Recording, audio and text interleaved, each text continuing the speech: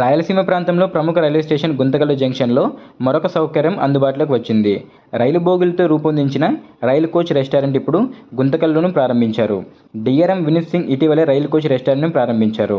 Rail coach restaurant ద్వారా రైలు ప్రయాణికులకు రుచికరమైన, నాణ్యమైన ఆహారం అందుబాటులో ఉంటుందని రైల్వే అధికారులు చెబుతున్నారు. భారతీయ రైల్వే ఇప్పటికే పలు స్టేషన్లలో ఈ రైలు కోచ్ రెస్టారెంట్ను ఏర్పాటు చేసింది.